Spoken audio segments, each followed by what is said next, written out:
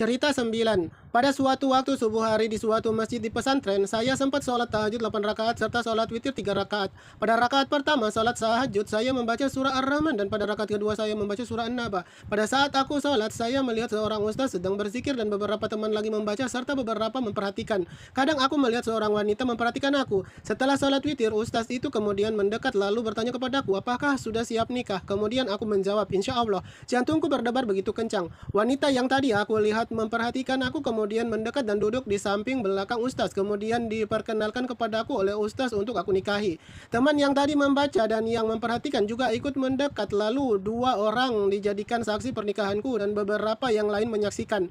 Aku icap kabul dan setelah dinyatakan sah aku bersalaman dengan wanita itu yang 1 tahun lebih muda dariku dan telah menjadi istriku. Dia mencium tanganku dan aku mencium kepalanya. Jilbabnya wangi aroma sabaya. Setelah itu saya dan istriku menuju ke sebuah kamar kosong. Di sana aku hanya berdua dengannya, beribadah kepada Allah Subhanahu wa taala. Kemudian kami mandi wajib lalu bersiap salat subuh. Dan setelah salat subuh aku tidur. Kumandang azan subuh terdengar dan membangunkan aku dari tempat tidurku di rumah. Ternyata mimpi.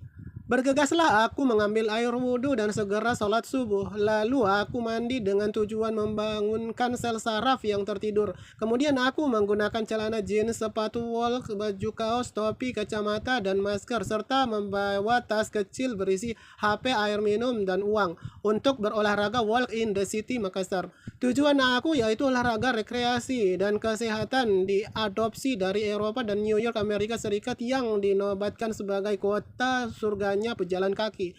Aku menjelajah beberapa pedestrian kota Makassar yang baru sudah direnovasi dan aku merasa cukup melelahkan namun menyenangkan. Kadang aku merasa seperti orang asing di kota tempat kelahiranku. Mungkin karena nenekku Dentabone adalah keturunan orang Jerman dan datoku Dentahaya dari Malaysia, atau karena aku pernah berhubungan dengan wanita yang berbeda negara denganku, ataukah aku pernah menjadi orang asing di negara ini sehingga aku kadang merasa seperti orang asing di kota ini, atau karena penyakit demensia yang kuderita sejak aku sekolah dasar setelah tadinya benturan di kepalaku itu. Namun kadang ketika di kota yang lain aku seperti warga yang telah lama tinggal di sana, sebut saja ketika aku di Jakarta, Surabaya, Kuta, dan Denpasar di Bali dan sebagainya.